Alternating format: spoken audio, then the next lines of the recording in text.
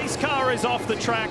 It is a beautiful fall afternoon here in southern Florida. It's the Straight Talk 400, and it's time to bring the action here in Miami. Great start, Tyler Reddick. Left Larson behind, and Bell took full advantage of that.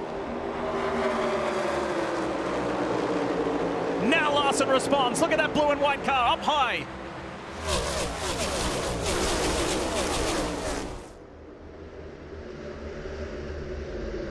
Reddick, Bell, Larson, Hamlin, and then Haley goes around.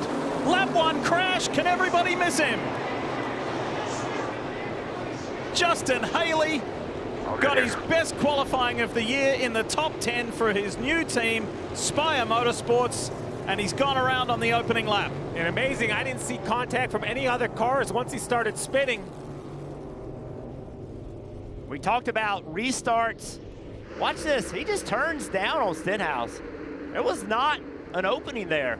Just pushing the issue too hard, trying to get the bottom of the racetrack. That's how I look at it. I don't know if the 7 thought his momentum was going to carry him past the 47, but the 47 had every right to stay in the gas in that lower lane. The 7 just really had to commit, but this is what happens at a racetrack where the grooves are very non-defined. You can enter low, exit high, enter high, exit low, and a miscommunication between two drivers sent the 7 spinning.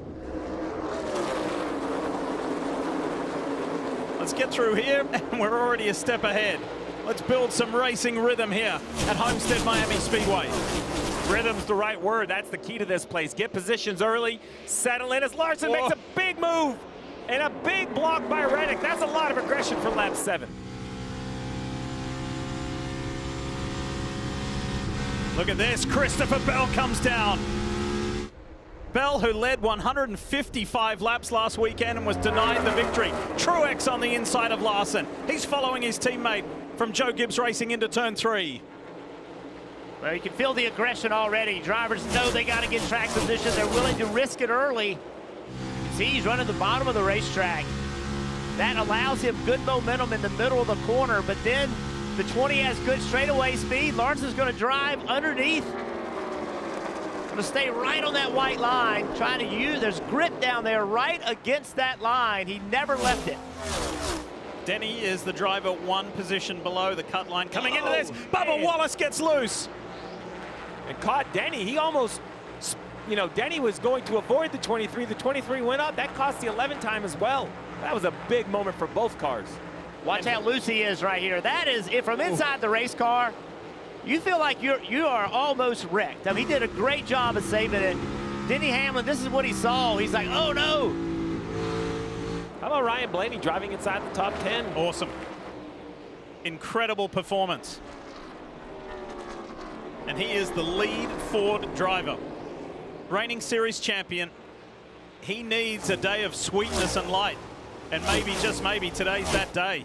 Look how well the car runs the top of the racetrack. He easily clears the 48, has a run on the 20.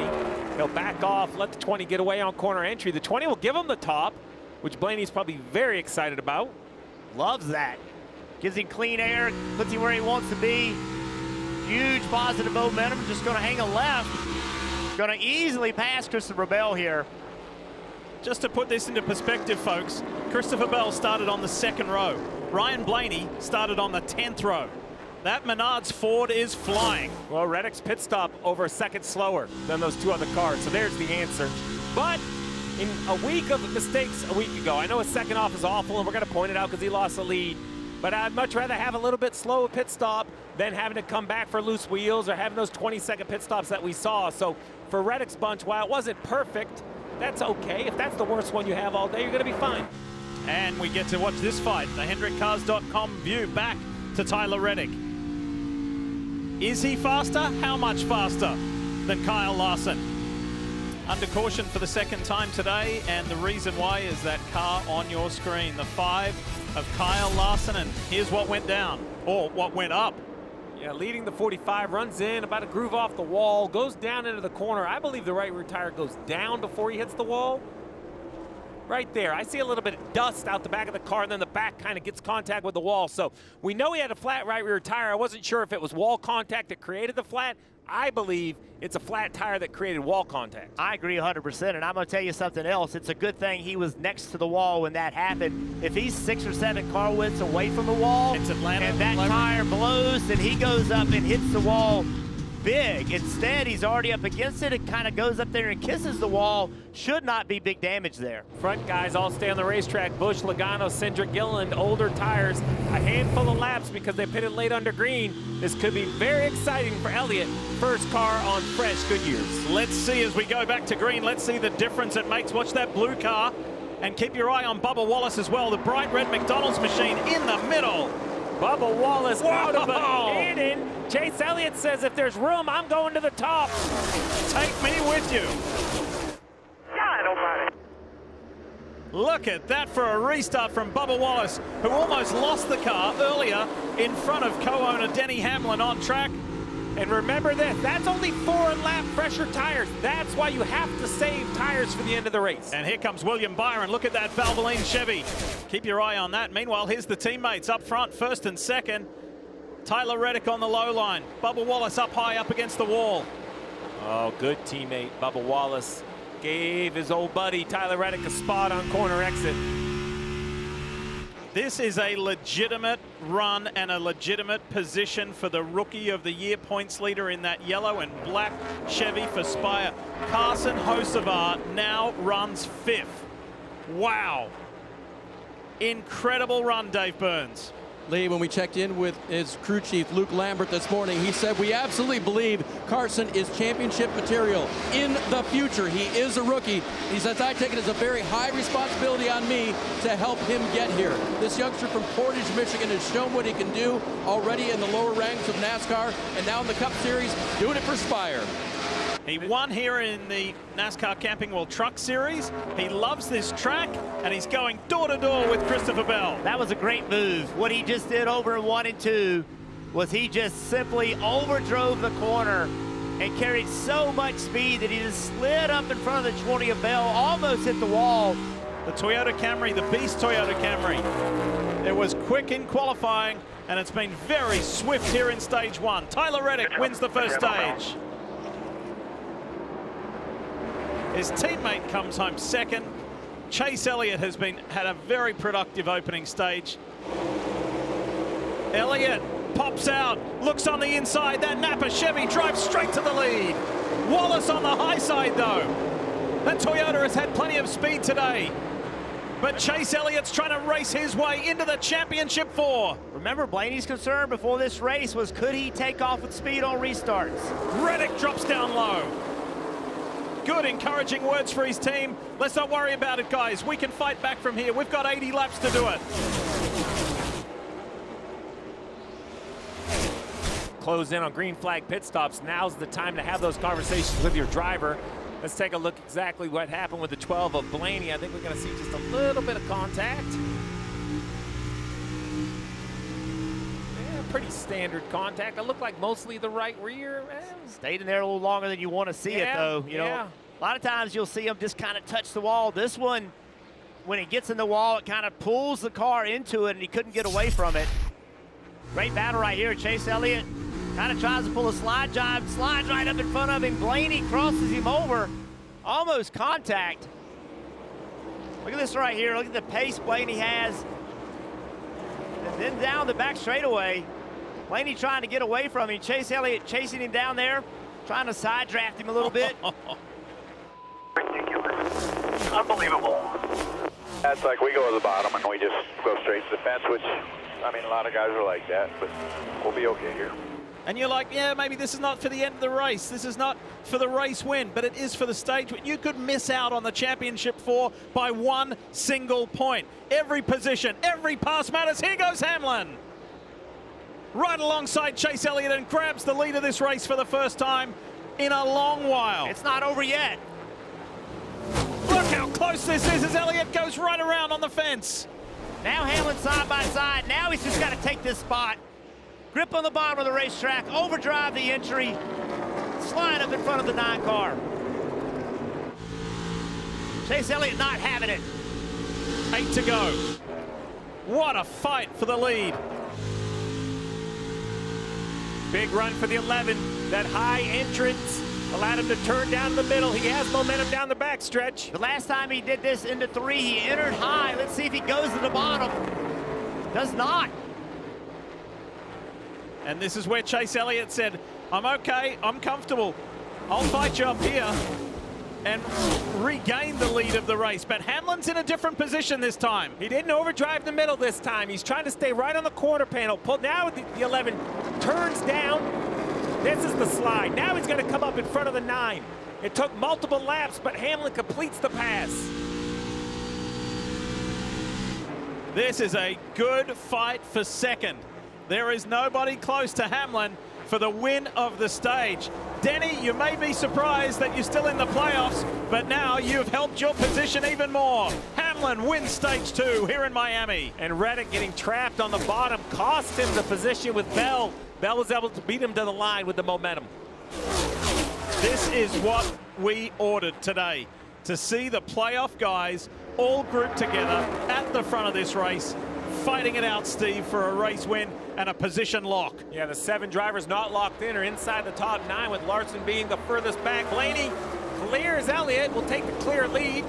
The 2023 champion and the 2020 champion going at it blow for blow, move for move.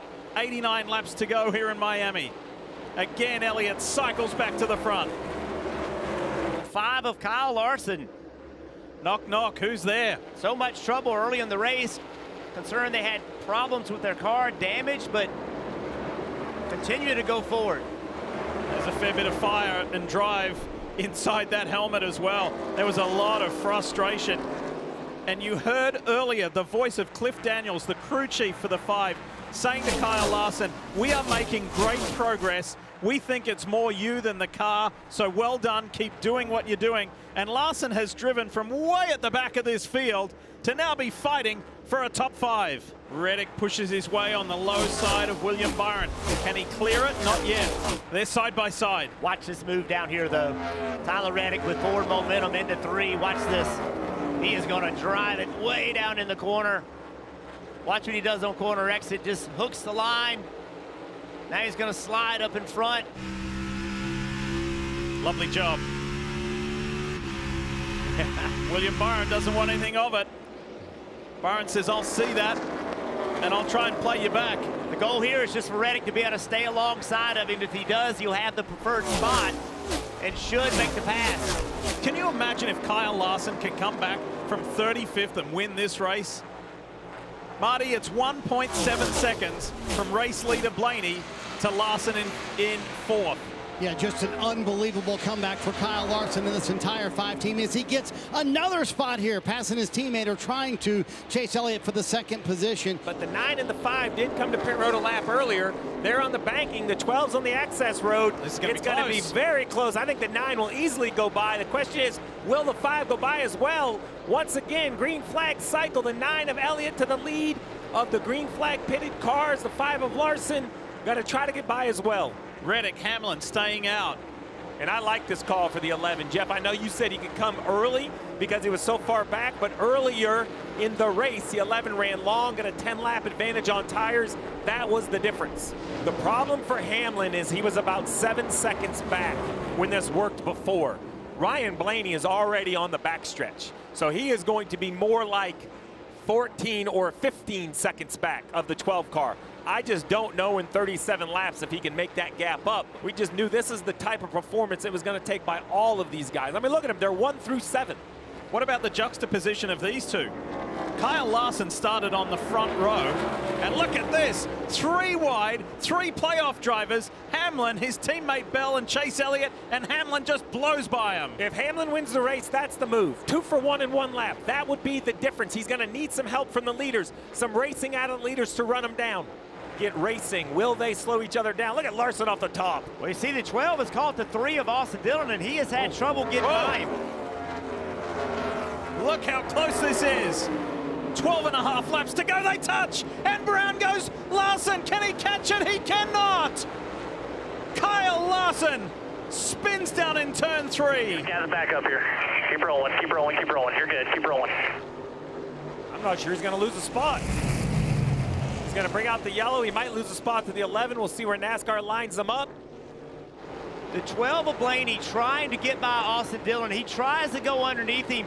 Larson sees the move, so he takes the top. They're so much faster because they're on new tires. He tries to split the middle and just loses the car. This is the type of move that Larson talked about. I'm too aggressive sometimes. It makes me go fast, but sometimes it's poor decisions. In my eyes, pushing the issue really hard here to win the race. Blaney, Hamlin, Elliott. And unfortunately, Kyle Larson lost a ton of positions. Give it up to the 11 team. Do you want to go to the Championship 4 in Phoenix in 2 weeks' time? You have that opportunity right here, right now. Racing for a shot to be a Cup Series champion. Blaney's on the defense. Elliott goes on the inside, on the attack. Here comes Hamlin on his own driver. Big advantage to Denny Hamlin right here. Whoa, Hamlin on the high side. They're scrambling further back, but it's Denny in the lead. Blaney. Chase Elliott drives it down hard on that low side. 3 miles is going to determine somebody's championship picture. Oh, big run in the middle of the corner by Blaney. Look at this. Down the back straight. JGR versus Team Penske. Blaney versus Hamlin. And Blaney's got his nose in front. All the way. The champ wants a chance to defend.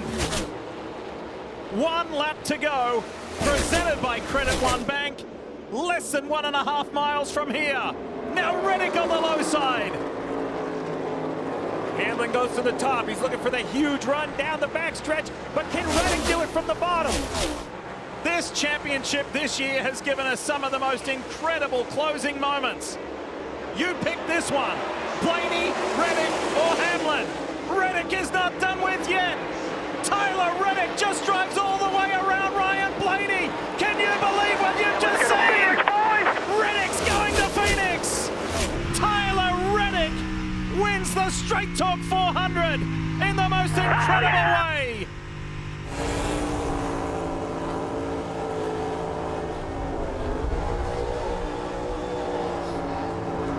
Hi, I'm Parker Kligerman. For more access like this from Pit Road, be sure to click and subscribe to the Motorsports on NBC YouTube channel.